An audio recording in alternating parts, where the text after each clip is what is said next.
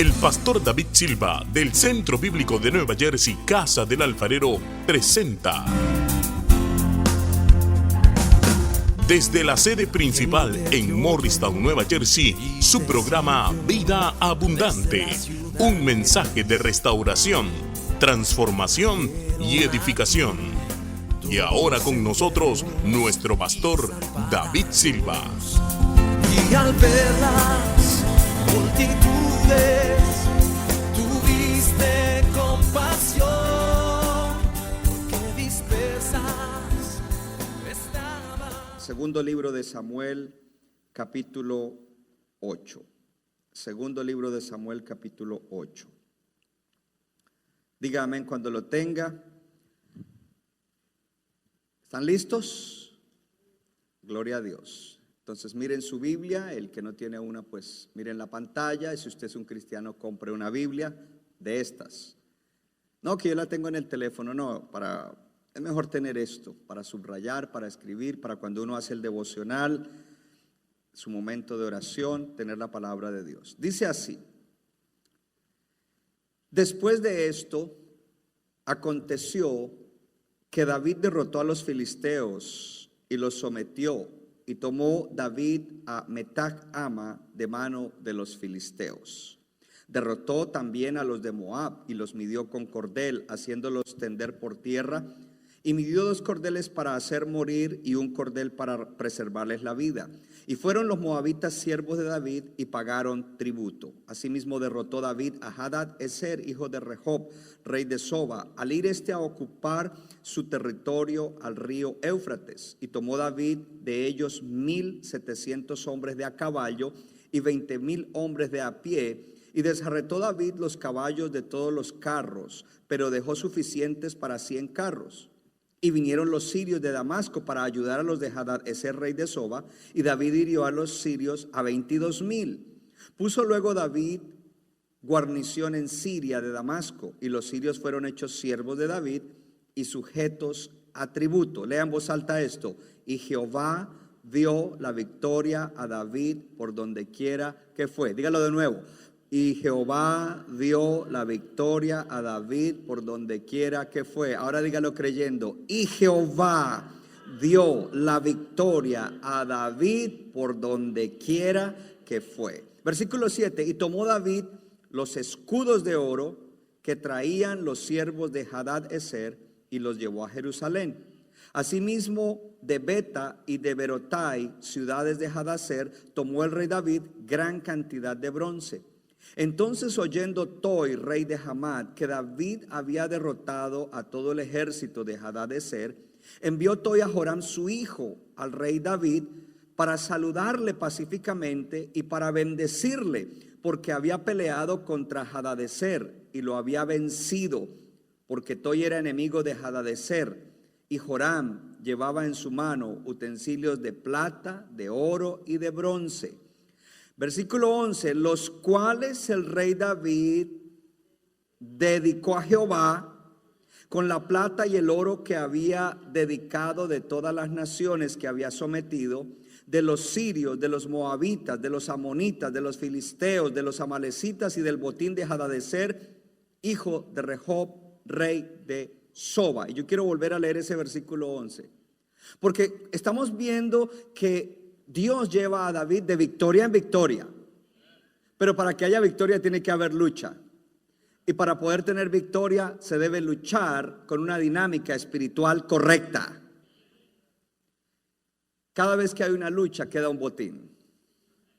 Si tú tienes una prueba en tu matrimonio y tú luchas espiritualmente, el botín será un matrimonio estable, porque no todo es material, y hay a veces cosas. Siempre hay cosas más importantes que lo material, pero siempre después de una lucha hay botín. Dígalo: siempre después de una lucha hay botín. Dice: los cuales el rey David dedicó a Jehová, que era lo que le había traído Joram, el hijo de Toi, en agradecimiento porque venció a alguien que era enemigo de ellos, con la plata y el oro que había dedicado de todas las naciones que había sometido. Y hemos leído desde el comienzo cuántos territorios él conquistó y sometió. de los sirios, de los moabitas, de los amonitas, de los filisteos, de los amalecitas y del botín de Hadad-ezer, hijo de Rehob, rey de Soba. Versículo 13. Así ganó David fama. Cuando regresaba a derrotar a los sirios, destrozó 18,000 edomitas en el valle de la sal. Y puso guarnición en Edom, por todo Edom puso guarnición, y todos los edomitas fueron siervos de David, lea en voz alta, y Jehová dio la victoria a David por donde quiera que fue. No es una coincidencia que 2 veces aparece, y de hecho desde el capítulo 7 al 8, 3 veces aparece que Jehová le daba victoria a David por donde quiera que él iba. Este pasaje está conectado con el Salmo 60, que es donde está la palabra profética de este año. Porque en el Salmo 60, David está en una oración intensa. En los primeros versículos del capítulo 8 vemos que él va de victoria en victoria, pero no fue siempre victoria en victoria durante este tiempo. Usted mira los últimos versículos, el versículo 13 y 14. En el versículo 13 y 14 dice que David derrotó a los edomitas a 22,000 en el valle de la sal. ¿Qué estaba sucediendo? Que mientras David estaba en la parte norte, central y norte de la nación, conquistando territorios y recuperando otros, conquistando territorios y recuperando otros, porque quizás hay cosas que este año tú tienes que conquistar, pero hay otras que las tienes que recuperar, porque las perdiste, las abandonaste, las dejaste a un lado. Pero mientras David estaba en esa batalla, los edomitas vinieron por el sur y hubo una ola de derrotas para el pueblo. Y es cuando en el Salmo 60 David clama a Dios, porque David era un hombre de oración, era un hombre con defectos, un hombre que cometió pecados, pero a diferencia de Saúl, él era un hombre que tenía una vida espiritual, una vida de oración, una vida de conexión con Dios. Él no era un cristiano que iba a la iglesia el domingo y nunca más oraba sino hasta el próximo domingo. Él era un hombre que todos los días a nivel personal tenía una oración profunda con Dios. Y en ese clamor él está diciendo: Señor, me siento como que nos desechaste, nos abandonaste, nos hiciste a un lado, nos estás haciendo pasar cosas duras. Señor, nos diste un vino que nos está haciendo tambalear. Pero de repente hay un pare en la oración y dice: pero Jehová levanta estandarte a los que le aman para libertarlos, porque Jehová es nuestro estandarte. Y luego dice: Jehová habló desde su santuario y ha dicho: yo me regocijaré cuando reparta todas esas tierras de Galaad y todas las demás tierras que les he prometido. Todo lo que les he prometido, todo territorio, yo se los voy a dar. Y cuando sus enemigos, los edomitas, los moabitas y los filisteos se levanten, yo los pondré bajo mis pies, yo los haré vasija para lavarse, yo los usaré de sandalia, porque los enemigos de ustedes son mis enemigos. Y David entonces está allí y dice: Señor, si el hombre nos ayudara, en vano será. Porque a veces cuando tenemos problemas buscamos la ayuda del ser humano, pero si ese ser humano no está siendo usado por Dios, de nada sirve la ayuda de los seres humanos. Oh, yo no sé si tú estás aquí en esta mañana o allá conectado a alguien, pero la ayuda humana sin Dios no sirve para nada. Puede que sepa mucho, que tenga mucho o que haga mucho, a no ser que sea Dios a través de esa persona. Y muchas veces como cristianos le damos la espalda a Dios y confiamos en lo que un ser humano puede hacer él solito como ser humano, sin decir Dios. David entonces termina el salmo diciendo: ayúdanos, Señor. Y luego se para y dice: en Dios haremos proezas y Él pondrá a nuestros enemigos bajo nuestros pies. Mi tema en el día de hoy, antes de que se siente: el Señor te está preparando para el éxito. A ver, dile a tu vecino: el Señor, dile, busca un vecino, porque tienes que bendecir a alguien. Bendecir es decirle bien. Dile: el Señor te está preparando para el éxito. Come on, Raúl, dile, mírala a los ojos y dile: el Señor te está preparando para el éxito. Yo los tengo a todos vistos. Puede sentarse en la presencia del Señor. Aleluya, Dios es bueno. Yo dije que Dios es bueno. Gloria a Dios. Yo quiero mirar un poco antes de darle tres cosas, en este pasaje de el segundo libro de Reyes, capítulo 8. Pasaje extraordinario que también es el registro histórico del pueblo de Dios en cuanto a este tiempo de David como rey y como líder del pueblo de Dios, y está en Primera de Crónicas capítulo 18 también. Y hay muchas cosas que aprendemos allí. La primera de ellas es que nosotros vemos una racha de éxito en David y el pueblo de Dios. Y tengo que decir en David y el pueblo de Dios porque hay gente que a veces no entienden qué es ser parte del pueblo de Dios. Ser parte del pueblo de Dios no es venir y sentarte el domingo en la reunión. Ser parte del pueblo de Dios es estar integrado a todo lo que ese pueblo ha sido llamado a hacer. Es tener conexión, es tener relación con los demás. Gracias, hermana. Me gusta que se sienta adelante porque usted aplaude. Gloria a Dios. Eso es lo que significa. Y usted me ha oído algunas veces decir, hay gente que llega y dice, yo vine aquí a la iglesia, yo me siento aquí atrás, no me mire, no me toque, no me diga que me pare, no me diga que aplauda, no me diga que haga nada. Está bien, quédate ahí, sigue oyendo, a ver si un día de esto se te afloja el corazón y te rindes a Dios y recibes salvación y tu vida es transformada. Pero mientras tanto no eres parte del pueblo de Dios. Venir a las reuniones no es ser parte del pueblo de Dios. Además, ese pueblo de Dios tenía un líder que se llamaba, coincidencialmente, tenía uno de los mejores nombres que existe, David. Algunos varones aquí se van a querer cambiar el nombre. Bienvenidos. David continúa expandiendo el reino a través de liderar al pueblo de Dios a la victoria. Mi labor como pastor es llevarlos a ustedes a la victoria.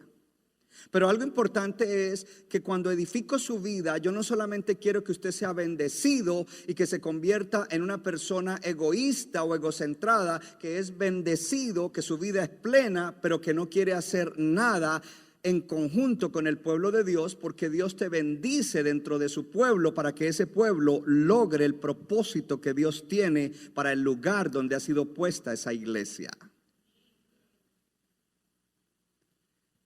La semana pasada hablé de algo y es el cristianismo americanizado.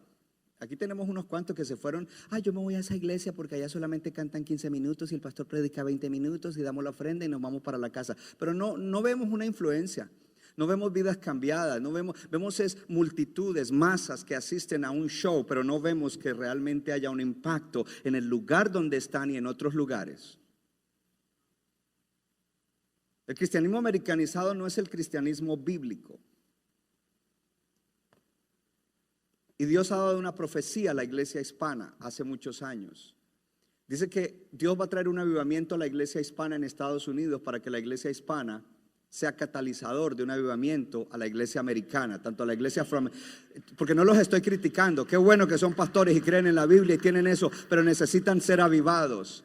Pero si nosotros seguimos el mismo patrón, pues nosotros no vamos a ser parte de lo que Dios quiere hacer con nosotros. También es importante que miremos en las generaciones que vienen detrás de nosotros. La vida para nuestros niños y jóvenes no se hace más fácil con todas las porquerías que hoy en día son normales en el mundo. Más vale que la iglesia esté bien parada, edificando a sus niños, sus adolescentes y sus jóvenes, y que no solamente la iglesia, pero los padres estén preparándose para hacer la tarea que tenemos, para dejar un legado verdadero a nuestras generaciones. Mi pastor hizo una pregunta hace un par de años en una conferencia de pastores y dijo, ¿habrá iglesia verdadera dentro de 50 años? Yo no sé usted, pero por mi parte yo digo que sí.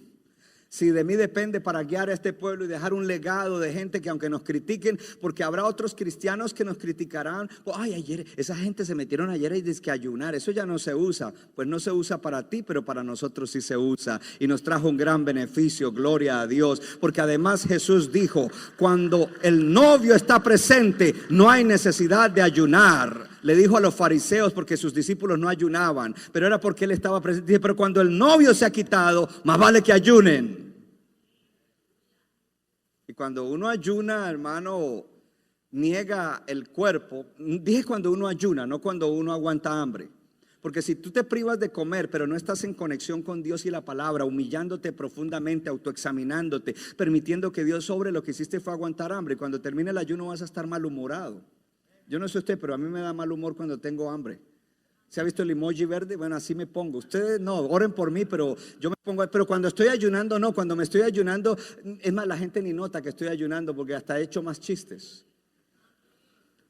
Claro, porque estoy contento de que algo espiritual está pasando. Ahora, una de las preguntas que podemos hacer: ¿por qué Dios hace victorioso a David y al pueblo de Israel en ese tiempo?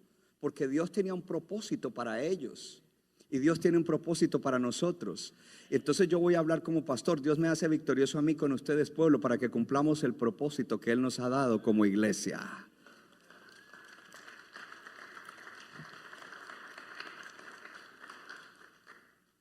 Vemos cosas importantes que tenemos que aprender de ellas. El éxito puede ser más dañoso que una prueba o que una necesidad. El éxito es más brutal para alguien que está en la carne que el fracaso. Cuando una persona espiritual fracasa, esa persona sabe que para los que aman a Dios todas las cosas les ayudan a bien. Cuando una persona carnal fracasa, esa persona maldice a medio mundo y aún le da la espalda a Dios. Cuando una persona espiritual tiene éxito, esa persona dice: la gloria es para Dios, a mí no se me va a subir a la cabeza, porque si no fuera por Dios no podría lograr eso, no hubiera podido hacer eso. Pero el carnal, cuando tiene éxito, se le sube a la cabeza y le hace daño. Entonces Dios nos está preparando a nosotros para que de verdad este año tengamos victoria. Y victoria significa éxito. Y vemos a través de este pasaje cosas importantes. En el primer versículo dice que David derrotó a los filisteos. Y algo interesante es que dice que él tomó la ciudad de Meteg-Amá. Y esa ciudad era la ciudad principal del pueblo filisteo. Era la ciudad cabecera, por decirlo así. Y lo que significa allí ese nombre filisteo es que era como la rienda de un caballo, como el freno de un caballo. Y lo que está diciendo es que cuando David venció a los filisteos y tomó la ciudad que era la rienda, le estaba poniendo rienda al enemigo que les podría hacer daño. La aplicación para ti y para mí a nivel personal: primero, ¿a qué cosas le tienes que poner rienda? Que si no se las pones te destruirán, te dañarán en algún aspecto o en muchos aspectos de tu vida. Y más vale que apliques el mensaje de hace 8 días de desarrollar autodisciplina y autonegación.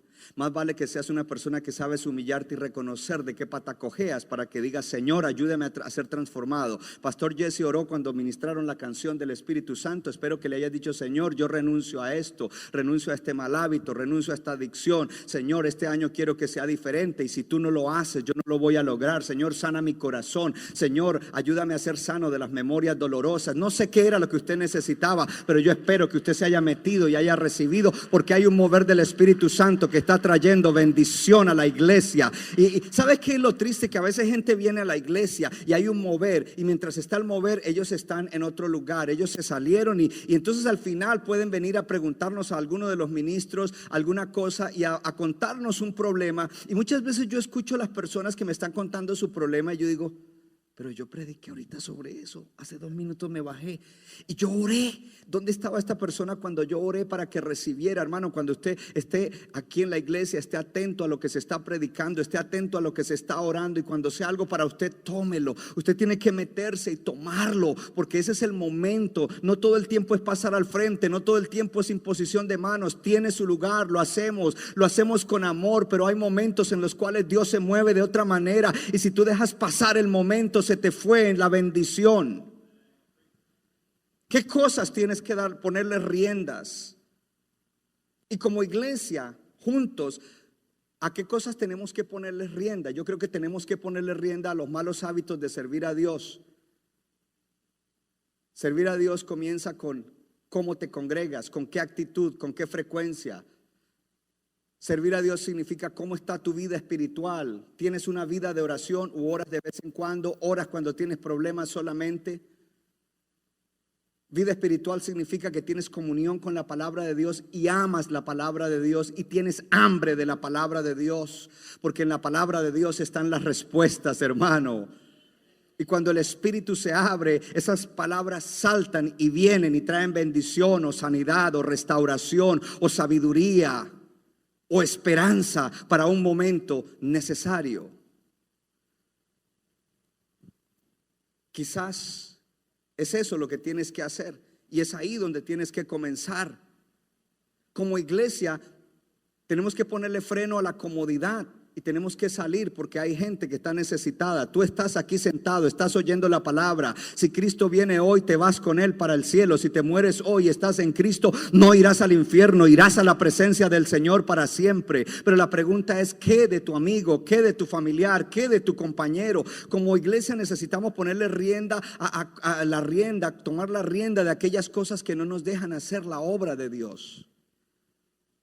La semana pasada dije algo. La comodidad es una recompensa baratija.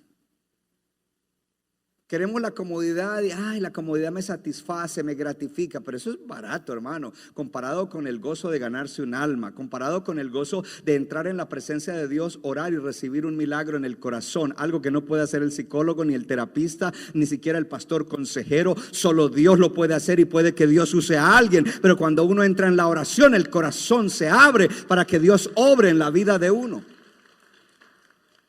Necesitamos entender a Dios, su obra, su pueblo, la iglesia, el propósito, tu servicio y mi servicio a Dios. Y hay que ponerle rienda a las cosas que pueden arruinar nuestra vida o el caminar de la iglesia, el crecimiento de la iglesia. Luego derrotó a los moabitas, son los segundos que él derrota. Y algo interesante es que él derrotó a los moabitas y los moabitas ahora le pagaban tributo a David y al pueblo de Dios. Y eso tiene una connotación importante, hermano, porque a veces hay cosas que tenemos que someter y cuando las sometemos viene un beneficio para nosotros.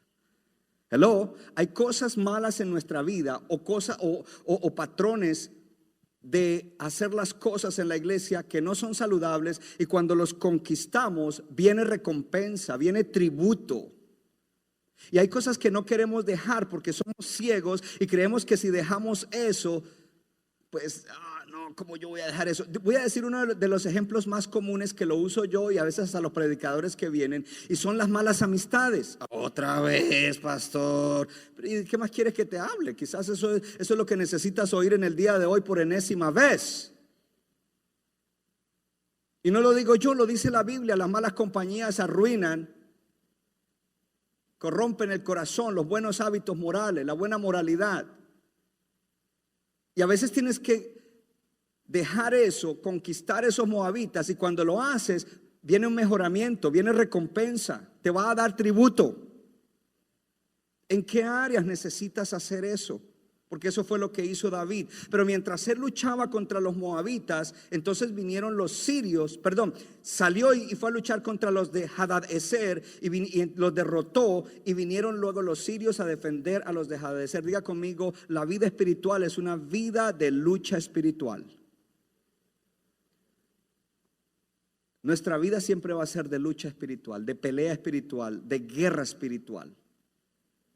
Y por eso cuando uno no tiene vida de oración, va a llevar palo aunque sea cristiano y venga todos los domingos a la iglesia. Pero cuando tú aprendes a pelear tus batallas espirituales en la oración, en la palabra, en buscar compañeros de cristianos que te ayudan, que te dan, que te levantan, que te impulsan. Cuando vienes a la iglesia, cuando oras, cuando te metes en la palabra, cuando ayunas. Oh, hermano, tú estás listo para la batalla y listo para conquistar lo que tengas que conquistar. Gloria al Señor. ¿Qué áreas de tu vida necesitas conquistar? Porque están cautivas, están oprimidas, están atadas. Necesitas conquistarlas. ¿Y qué áreas en un tiempo de tu vida tú las tenías bajo dominio, en plenitud, viviendo bien, y las has perdido por falta de una vida espiritual, por falta de oración, por falta de estar en la palabra, por apatía o indiferencia a las cosas de Dios?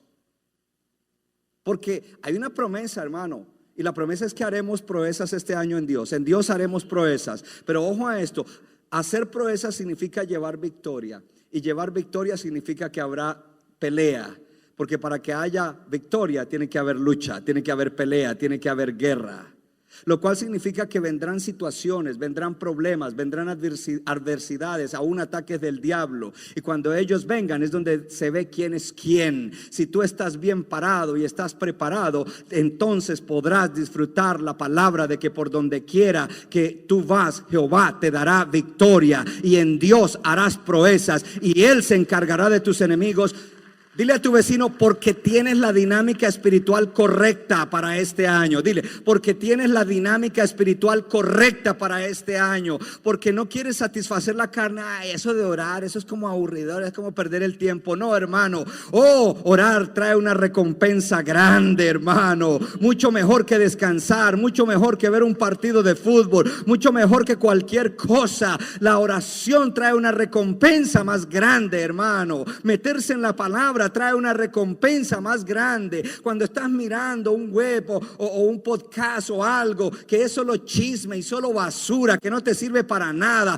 No es malo, no es malo, pero no te sirve para nada. En vez de eso, coges la palabra y en medio de la palabra Dios comienza a revelarte cosas, porque Dios no le revela la palabra solo a los pastores. Dios se la revela a cualquier hijo que está interesado en oírlo cuando abre la Biblia, en oírlo cuando está escuchando la palabra. Si tú no estás interesado en oírlo, no te va a revelar nada, hermano. No. Wow, qué revelación del pastor. A ti también te la puede dar.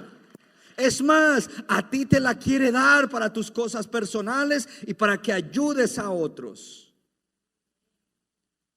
Y aquí viene David mostrándonos su entereza. David era un hombre, como les dije, con muchos defectos y pecador. Pero David era un hombre que sabía humillarse delante de Dios, reconocer sus pecados, reconocer sus fallas, reconocer sus estados de ánimo. Bendigo a las visitas, bendigo a los que hace días no venían. Y voy a repetir algo que dije el otro día. Para ellos, no para ustedes se lo saben de memoria todos. Que a veces estamos en una situación y venimos a Dios y estamos mal y no buscamos bien a Dios y no procuramos entrar en la palabra y no buscamos un hombre o una mujer de Dios que sea maduro y que nos pueda dar dirección y que nos diga cosas que a veces no nos gustan. No queremos orar y ayunar. Pero cuando lo encontramos, le decimos, hey hermano, ¿cómo estás? Y dice, bendecido, prosperado y en victoria y en peligro de seguir prosperando. Y de repente uno se entera, oh mire, yo me encontré con el hermano fulano de tal y está súper bien, súper bien. Está que ya cuelga de un hilito. ¿Cómo? Pero él me dijo eso. Porque queremos dar una apariencia que no es la correcta. Porque no hay humildad. Pero Dios levanta al humilde y mira de lejos al altivo. David vence a los de Hadad-Ezer y dice que las batallas de David eran tremendas. Vencía a 12,000, vencía a 22,000. Era algo brutal esas batallas, como nuestras batallas a veces en la vida, que son fuertes, como las batallas que la iglesia tiene que luchar a veces, que es como que esto no lo vamos a ganar. Pero ahí es donde se confía en Dios, porque no es con nuestra fuerza, no es con nuestra capacidad, no es con números, es con el poder de Dios. Y David agarra a estos de Hadad-Ezer y les quita 1,700 caballos. Cualquier hombre de estado o cualquier general llega y dice, aquí cogimos 1,700 tanques de guerra, los vamos a acondicionar y los vamos a usar para atacarlos a ellos. Pero ¿sabe lo que hace David con los 1,700 caballos? Les corta el tendón de Aquiles para que esos caballos no sirvan para la guerra, sino solamente por ahí para cosas de agricultura. ¿Cómo, David? ¡Bruto! Le dije a David, ¿cómo más? Esos caballos no servían. Pero más adelante, David escribe en un salmo, algunos confían en caballos y otros en carros de guerra, pero nosotros en el nombre del Señor nuestro Dios confiamos. Porque Dios, y David sí se sabía la palabra, David sí era los que leía la Biblia todos los días. Él sabía que Dios le había prohibido a Israel multiplicar los caballos, que cuando vinieran batallas en las cuales ellos eran sobrepasados en número y en poder, era Dios el que les iba a dar la victoria. Oh, I want you to believe it, que es Dios el que te da la victoria. No es tu astucia, no es tu capacidad, no es tu fuerza, no es tu conocimiento. Es Dios el que te da la victoria. Pero si tú tienes fe, la recibirás. Si tú no tienes fe, no la recibirás. Pero en esta mañana yo tengo la fe y la esperanza de que la fe viene por el oír, y por el oír de la palabra de Dios, y que como estás oyendo la palabra de Dios, en ti se despierta la fe, de ti sale la incredulidad, y en ese problema, en esa prueba que tienes, tú dices: esto no sé cómo se solucionará, pero yo sé que Dios ha prometido que este año Él pondrá bajo sus pies mis problemas, mis muros, mis gigantes, toda situación, todo enemigo. Él se va a encargar, y en Dios haré proezas. Ese era David. Ahora, David le gana a los de Hadadezer y vienen los sirios a ayudar. Mire, hay batallas espirituales donde entran demonios, y a veces tú estás reprendiendo un demonio, estás luchando contra cosas demoníacas que la iglesia tiene que aprender. Tienes que aprender a conocer el mundo espiritual. Y si tú eres un cristiano nacido de nuevo, lavado con la sangre de Cristo, lleno del Espíritu Santo, tú no necesitas al hermano Jesse para que te eche fuera el demonio o lo eche fuera de tu casa. Tú tienes autoridad. Dios te ha dado autoridad. En ti está el Espíritu Santo. Entonces a veces hay cosas espirituales moviéndose en la casa y estamos esperando a ver si viene el pastor, si viene el hermano. ¿Y tú qué? Pues claro, como no oran, como no leen la palabra, como están en la carne, pues saben que no pueden entrarle a eso. Pero cuando tú tienes una vida espiritual de altura, tú no necesitas que otro venga. Y si alguna vez tenemos que ir, vamos y te ayudamos, pero queremos que tú te levantes y te empoderes, y tú aprendas a luchar tus propias batallas, que tú luches contra tus propios demonios y que tú los mantengas fuera de tu vida, de tu casa, de tu familia, de tus cosas.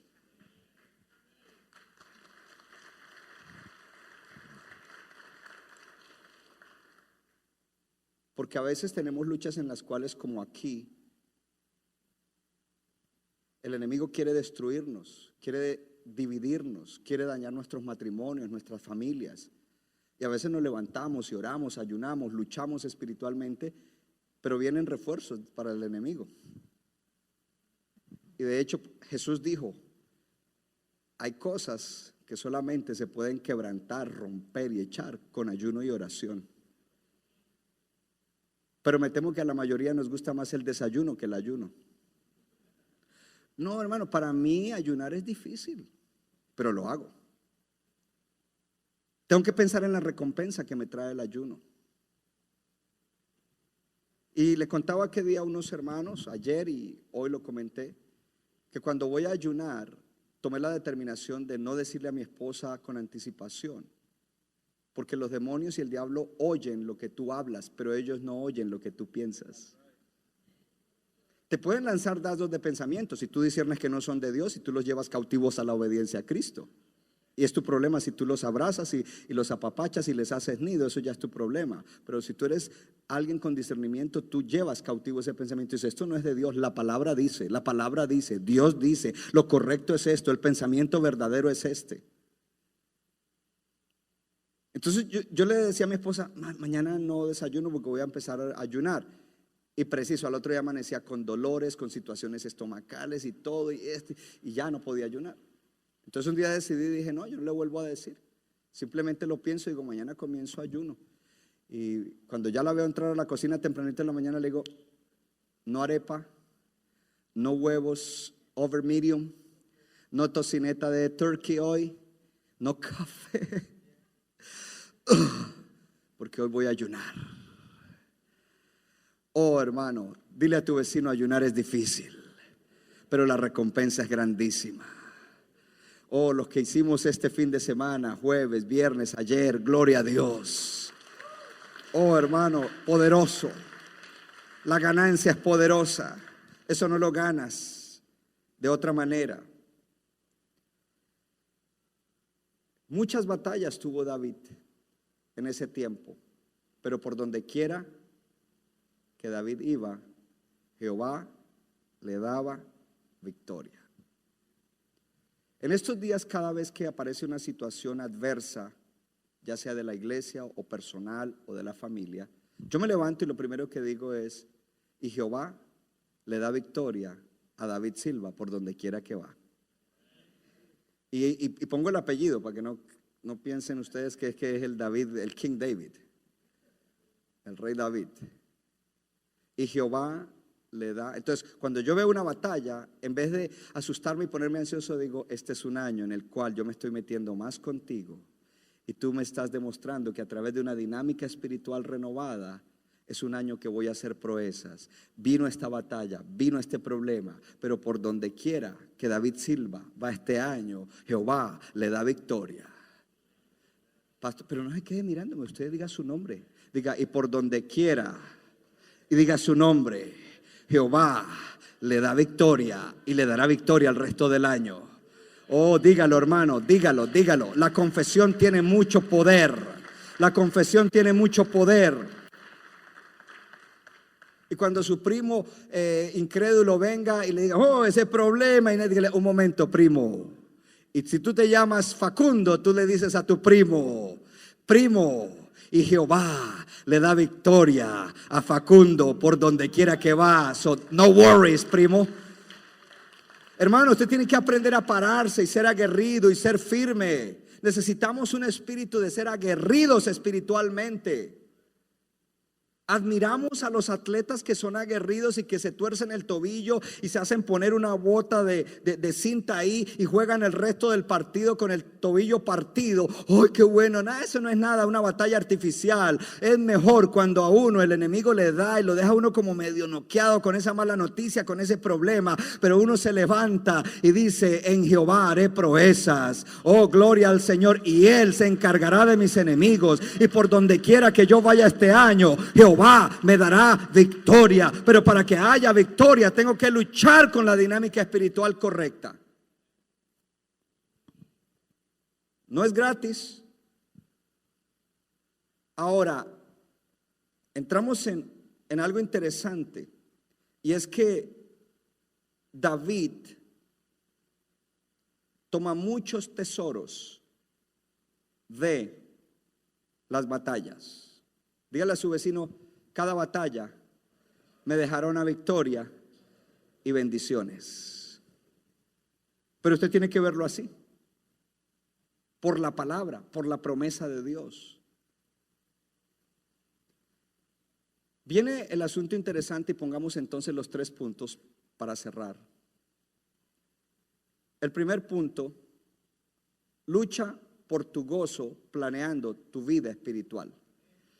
Porque no orar y hacer otra cosa en vez de eso que no sirve para nada, no entrar en la palabra y meditar en ella y divertirte haciendo otra cosa que reemplaza leer la palabra de Dios. De hecho, ¿cuál es tu tiempo de pantalla? Porque tu teléfono te dice cuánto tiempo estuviste enfrente de la pantalla de tu teléfono esta semana versus tu tiempo de oración.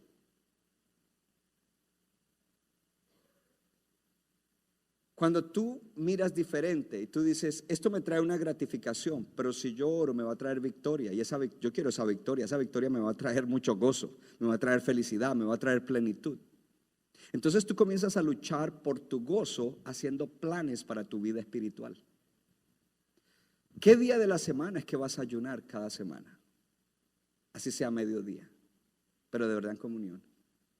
Y vienen las siguientes preguntas: ¿a qué hora vas a tener un tiempo de oración profundo? ¿Dónde lo vas a tener? ¿Y qué pasajes de la Biblia vas a tomar para ese momento de meditación? Pastor, yo no tengo tiempo. Pues entonces lo siento por ti, porque no podrás decir al final: en Jehová yo hice proezas. Vinieron batallas y por donde quiera que fui, Jehová me dio victoria. Porque a veces estamos esperando que otros oren por nosotros, que otros hagan por nosotros, pero los otros también tienen sus propias batallas. Y a veces tenemos que ayudar a alguien que está debilitado o a alguien nuevo, pero todos deberíamos levantarnos con una dinámica espiritual que de verdad nos lleva a vivir en la victoria que Dios ha prometido, en la plenitud que Dios ha prometido. Entonces tenemos que pensar en algo. Pensemos en un equipo de fútbol donde todos son estrellas, pero todos son indisciplinados. Les gusta levantarse tarde, a los de la defensa no les gusta hacer pesas ni gimnasio, a los de la delantera no les gusta salir a trotar, y cada uno hace lo que quiera. Entonces botan a Pinto. Los ticos entienden de lo que estoy hablando. Lo botan, ya no eres el técnico, eres muy estricto. Y después vienen y les meten unas goleadas porque son indisciplinados. Entonces ponga atención a esto. Un equipo donde muchos de sus miembros o la mayoría no tienen autodisciplina y autonegación va a ser un equipo derrotado. Una iglesia donde muchos de sus miembros o la mayoría de sus miembros son indisciplinados y no tienen autodisciplina para las cosas espirituales, será una iglesia derrotada, será una iglesia sin poder.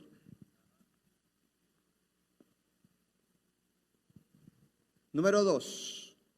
Antes de eso, tienes que planear en qué lugar. No, pastor, yo vivo en un cuarto. Hay closets, si el closet es lo suficientemente grande, limpia y métete en el closet, deja el cacharro de teléfono afuera y dale toda tu atención a Dios y tú vas a ver la diferencia en tu vida.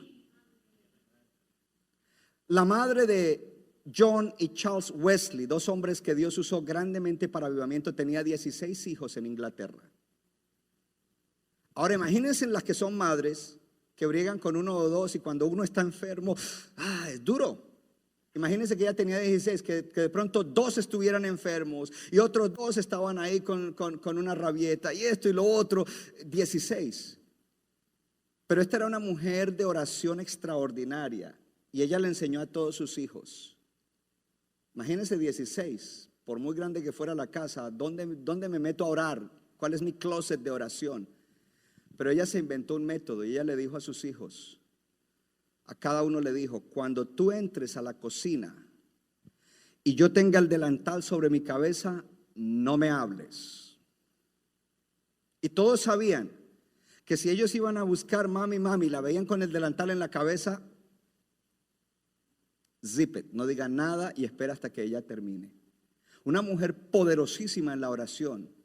Pastor, ¿y por qué me da ese ejemplo? Porque todos tenemos excusas que no, yo vivo con un primo y el primo hace mucho ruido y esto y lo otro y aquí y allá. Hermano, invénteselas, pero usted tiene que buscar a Dios. Número 2, palabra y oración. Sin la palabra de Dios no hay nada, hermano. Y usted tiene que volverse familiarizado con la palabra. Las iglesias de nuestra red, una de esas iglesias tuvo un aniversario en diciembre, yo fui uno de los predicadores del aniversario. En uno de esos días el pastor hizo un pacto con la iglesia y es que todos los miembros y todos firmaron el pacto, iban a leer la Biblia en un año. Algunos no han leído ni un capítulo en un año. Son Bible illiterate, iletrados bíblicos. Como un cristiano no es familiar con la palabra de Dios. Y meditar la palabra es tomar un pasaje, no es tomar una gran porción, no es tomar un capítulo. A veces es una frase de un versículo que uno necesita. Levante la mano los que estuvieron hace 8 días aquí. Yo hice al final una manera de meditar en la palabra con una frase y la frase era, tú eres el que me satisfaces. ¿Cuál era el pasaje? Vengan a mí los que están sedientos. Y si creen en mí, como dice la escritura, de su interior correrán ríos de agua. Y tuvimos un tiempo extraordinario. Con una sola frase.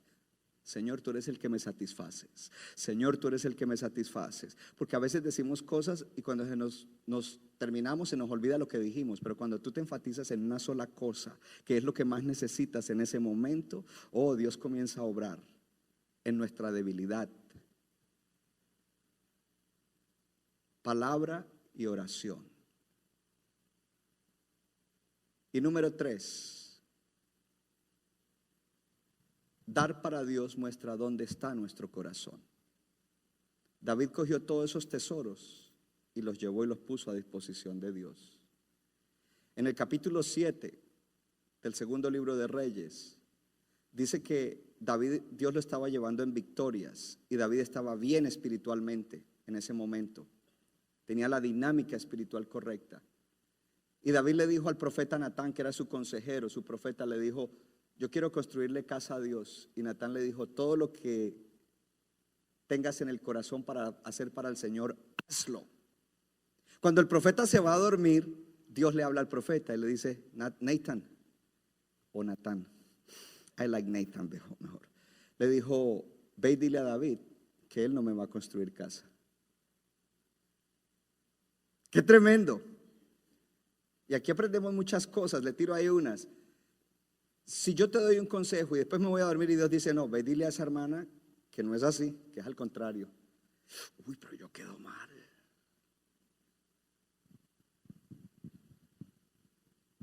No, Natán fue y le dijo: hey, David, lo que te dije ayer, bórralo. El Señor dice que tú no le vas a construir casa, que el que la va a construir es tu hijo, uno de tus hijos. Pero también Natán le suelta una palabra de bendición. Pero Dios va a hacer esto y esto y esto. Eran bendiciones futuristas, hasta mesiánicas. Y David, entonces cuando entramos en el versículo, en el capítulo 8 que leímos, dice: y después de estas cosas aconteció. ¿Cuáles cosas?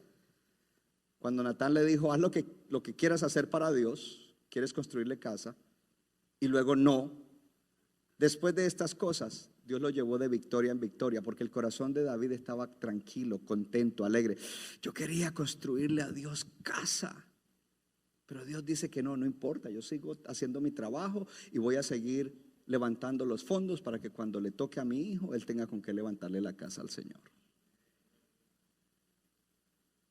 Y por eso entonces David, todo lo que él va ganando, él lo va poniendo a disposición de el Señor.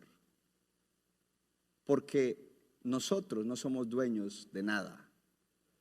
Todo lo que tengo en mi posesión es de Dios y yo soy un administrador.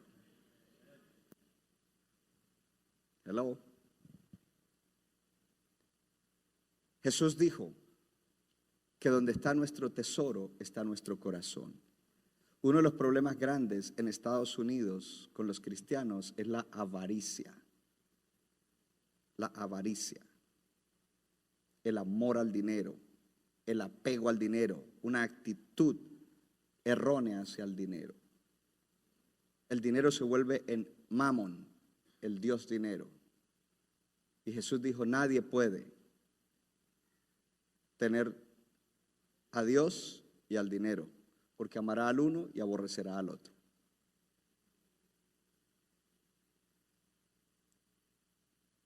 Una de las virtudes que tienen los cristianos americanos es que ellos son generosos, contrario a la iglesia latina en Estados Unidos. Y por eso muchos creyentes llevan problemas, y por eso las iglesias latinas a veces no salen adelante y hacen cosas extraordinarias. En este pueblo eso se está rompiendo para hacer cosas grandes para la gloria de Dios, para seguir haciendo escuelas como las que estamos haciendo en Colombia, para seguir educando niños como lo hacemos en la escuela de Nicaragua, en la de Colombia, para seguir levantando iglesias. Ayer me conectaron con un pastor colombiano que está trabajando en Ecuador y que está en proceso de levantar 4 iglesias en Ecuador y quiere que le demos cobertura. Es año de expansión, es década de expansión. Ponme los versículos para cerrar, para que usted lea la Biblia, por lo menos los versículos en la pantalla. Lea conmigo. Dice: traigan todo el diezmo al alfolí para que haya alimento en mi casa, y pónganme ahora a prueba en esto, dice el Señor de los ejércitos. En letra azul está la promesa. Diga conmigo: la promesa, el beneficio, la bendición. Dice: si no abro las ventanas de los cielos, léalo, 1, 2, 3, y derramo para ustedes bendición hasta que sobreabunde. Por ustedes reprenderé al devorador para que no les destruya los frutos del suelo, ni su vida en el campo sea estéril, dice el Señor de los ejércitos. Y todas las naciones los llamarán a ustedes bienaventurados, porque serán una tierra de delicias, dice el Señor de los ejércitos. ¿Usted cree eso? Esto es para la gente que cree. El que cree se beneficia de eso, el que no, lo que no es de fe es pecado. Sigamos. Pero esto digo, le dice Pablo a la iglesia de Corintios, el que siembra escasamente también segará escasamente, y el que siembra generosamente, lea, generosamente también segará. Dice, cada uno dé como propuso en su corazón, no con tristeza ni por necesidad. Lea, porque Dios ama al dador alegre. Para mí la recompensa de que Dios ama al dador alegre es buenísima. ¿Cómo? A todos nos ama. Yes, pero Él tiene un amor especial por los dadores alegres. Yo tengo varios hermanos y hermanas en la iglesia que me conocen personalmente y conocen las cosas que me suceden en mi vida. Sobre todo hay una hermana que me dice, uy, pastor, a usted sí que lo ama el Señor, porque a veces suceden cosas y situaciones y se da cuenta cómo Dios obra. Y yo a veces me siento mal de que me diga así, pero Dios dice que ama al dador alegre. Yo quiero darlo todo para Dios, para bendecir la gente, la iglesia y otra gente. Todo lo que conozco, lo que sé, lo que aprendo, la unción, la revelación, cosas monetarias. Hablando de cosas monetarias, vino algo extraordinario en estos días. Siempre ando buscando unos zapatos que sean suaves, sobre todo cuando viajamos a las misiones, que no sean de amarrar, sino así, suavecitos y todo, y busque. Y por ahí con mi esposa encontramos unos zapatos, pero valían cientos de dólares. Y dije, no, estos están bonitos, son suaves, me gustan, pero I don't know. Y dije, bueno, voy a ver cómo corto aquí, corto allá y ahorro un poquito y a ver si me los puedo comprar. Pero de repente un día estaba orando y yo dije, quizás influenciado por el Espíritu, yo no necesito comprar esos zapatos. Y estoy aproximándome a tener el valor de lo que valen. Pero en vez de comprar ese valor, voy a comprarme unos de 150, 200 y el resto lo voy a dar para las misiones de la iglesia.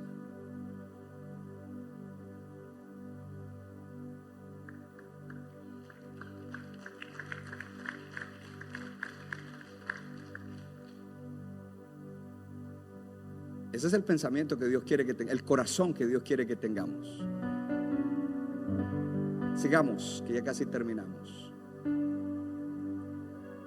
Y poderoso es Dios para hacer que abunde en ustedes toda gracia, saludadores alegres, a fin de que teniendo siempre en todas las cosas, lea, todo lo suficiente, abunde para toda buena obra. Diga, cuando soy un dador alegre, Dios hace que abunde en mí toda gracia, a fin de que tenga siempre en todas las cosas todo lo suficiente y abunde para toda buena obra. Entonces el Señor creo que me probó y me dijo, te voy a ir proveyendo poco a poco para que llegues a eso que quieres hacer, para ver si vas a abundar en una buena obra o no. Y pasé el test. Siguiente. Léalo. Mi Dios pues suplirá, diga, todo lo que me falta conforme a sus riquezas en gloria en Cristo Jesús. Paremos ahí.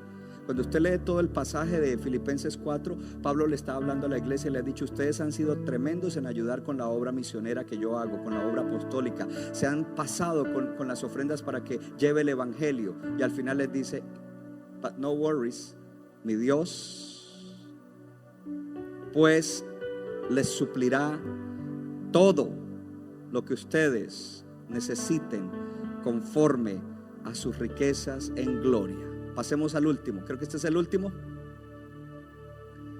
Glorifica a Dios con tus bienes. Léelo. Hónralo con las primicias de tu fruto. La otra semana hay fiesta de primicias.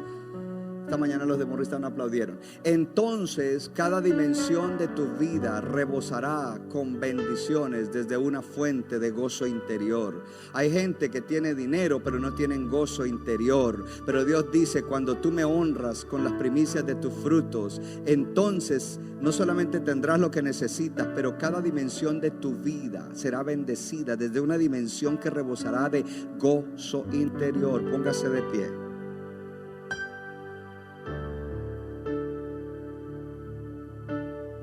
El Señor te está preparando para la victoria. El Señor te está preparando para la victoria. El Señor te está preparando para que hagas proezas este año. El Señor te ha dado una palabra linda desde el 31 de diciembre, preparándote para que sea de verdad, verdad, un año diferente en espíritu, alma, cuerpo, familia, relaciones, trabajo, negocio, en tu servicio a Dios, en ganar almas. El Señor te está preparando. Lucha por tu gozo, planeando tu vida espiritual. Métete en la palabra y la oración y evalúa tu actitud hacia el dinero, tu actitud y tus sentimientos hacia el dinero. Levanta tus manos. Padre, gracias por la palabra. Gracias por el mover del Espíritu, en el cual cuando el pastor Jesse oró, sé que estaba sobrando, cuando estábamos cantando esa canción de pudrir yugos de nuestro ser interior, de sanar memorias, de sanar el alma, el corazón. Padre, yo creo de echar fuera demonios generacionales y familiares que a veces vienen para tratar de robar, matar y destruir en nuestras vidas. En el nombre de Jesús, yo creo que mis hermanos y hermanas han recibido grandemente a través del poder del Espíritu Santo bendiciones extraordinarias. Ahora, Señor, ayúdanos a tomar esta palabra, a autodisciplinarnos, a autonegarnos y a desarrollar la dinámica espiritual que necesitamos para que por donde quiera que vayamos, tú nos des victoria. Para que cuando haya situaciones difíciles, las batallas grandes de la vida, podamos decir que Jehová nos da victoria por donde quiera que vamos. Gracias, Padre. Si hubiese alguien aquí que no es salvo, o no estás seguro de ser salvo, hoy fuera el último día de tu vida, o Cristo viniera hoy y tú dices, yo no sé si iría a la presencia de Él o iría a estar separado de la presencia de Dios en forma consciente en tormento eterno. Yo te digo, hoy es tu día de salvación. Dios te amó tanto que dio a su Hijo. Y si tú reconoces que eres pecador y le dices, perdóname, Dios mío, y crees que Jesucristo te reemplazó y Él sin pecado pagó por tus pecados, y le entregas tu vida, hoy recibirás la salvación, el perdón de tus pecados, vida eterna y una nueva vida. Si ese eres tú, repite esta oración, y yo quiero que todos la repitamos para que nadie se sienta expuesto. Diga, Dios mío, hoy reconozco que soy pecador, que no estoy bien delante de ti, que si fuera el último día, mi alma se perdería. Y te doy gracias por amarme tanto. Perdóname todos mis pecados. Dame salvación. Y yo entrego hoy mi vida a tu Hijo Jesucristo. Diga, Jesucristo, sé mi Señor y mi Salvador. Amén. Si tú has hecho esa oración con fe, algo ha sucedido en ti que no se puede ver, que quizás no tiene tanta emoción, pero es la obra más importante y grande que Dios ha hecho. El alfarero. Centro Bíblico de New Jersey, Casa del Alfarero, presentó su programa Vida Abundante. Si usted desea obtener más información y lo último que acontece en nuestro ministerio, visítenos en el internet www.centrobibliconj.org. Y ahora también puede estar más cerca del pastor David Silva a través de su Facebook, donde encontrará palabra de Dios por la mañana, tarde y noche. Búsquelo en Facebook como Pastor David Silva. No se equivoca, le da forma al barro para su deleite. Somos vasos de su agrado y de su honra. Nuestra iglesia está localizada en la 63 de la Abbott Avenue en Morristown, Nueva Jersey. Para más información, llámenos al 973-292-0170. 973-292-0170.